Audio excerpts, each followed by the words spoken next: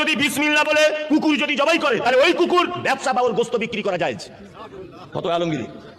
ফতোয়া আলমগীরি বিভাগের অধ্যায় বলা। রিসেন্টলি কিছু মৌলবি বেরিয়েছে, আপনারা সোশ্যাল মিডিয়ার মাধ্যমে দেখেছেন।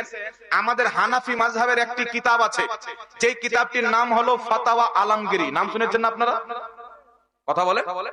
এই যে ফাতাওয়া আলমগীরি কিতাব রয়েছে, কলকাতার দিকে একটা টুপিওয়ালা শয়তান বেরিয়েছে। টুপিওয়ালা শয়তান দেখেছেন? দাড়িওয়ালা, টুপিওয়ালা, পাঞ্জাবিওয়ালা শয়তান। এ বেরিয়ে বলছে ফাতাওয়া আলমগীরিতে 80% মাসলা ভুল আছে। আমাদের উলামায়ে কেরাম তাকে চ্যালেঞ্জ করতেছে, তো সেই চ্যালেঞ্জ অ্যাকসেপ্ট করতে রাজি নয়। কারণ তারা সেই কিতাবের নামে মিথ্যাচার করে মানুষকে এটা মেসেজ দিতে চায় যে হানাফিদের কিতাবে, সুন্নিদের কিতাবে ভুলভাল লেখা আছে, আর আহলে হাদিস ওয়াহাবিদের কিতাব হলো সহিহ কিতাব। কিন্তু পৃথিবীর মুসলমান যদি আমাদেরকে কিছু না বলতো তাহলে আমরাও কিন্তু তাদের জবাবটা দিতাম না, কিন্তু যখন বলেছে উত্তর তো দিতে হবে।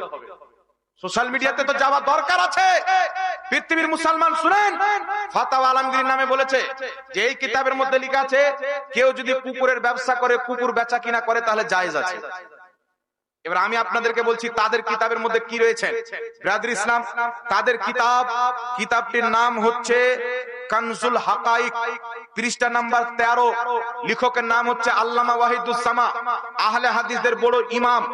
ওই কিতাবের মধ্যে লিখতেছে কি খিনজির পাক হে, খিনজির কি হাড্ডি, পুট্ঠে, খুর, সিং আর থুতনি সব পাক হে। লিখছে সুয়ার পাক, সুয়ারের হাড্ডিও পাক, সুয়ারের মাংসও পাক। একটু জোরে হয় না নাউজুবিল্লাহ? সুয়ার পাক। তো যার নিকটে সুয়ার পাক যদি কোনো কিতাবে লেখাও থাকে, ধরে নি যে কুকুর কেউ যদি বিক্রি করে তাহলে জায়েজ হবে, তাহলে বলেন তো বাবা, একে তো এতেরাজ করার, বিরোধিতা করার এত কারণ নাই, কারণ এর নিকটে কুকুর তো দূরের কথা, সুয়ারও তো পাকের নিকটে। তো পাক জিনিস বেচা কিনা করলে কি নাজায়েজ আছে? দ্বিতীয় নাম্বার চলে আসেন ব্রাদার ইসলাম, আহলে হাদিসদের সবচাইতে বড় ইমাম সিদ্দিক হাসান খাঁ ভোপালী নিজের কিতাব বদরুল আহিল্লা পৃষ্ঠা নাম্বার 16 এর মধ্যে লিখছেন খিনজির के हराम होने से उसका नापाक होना हरगिज साबित नहीं होता।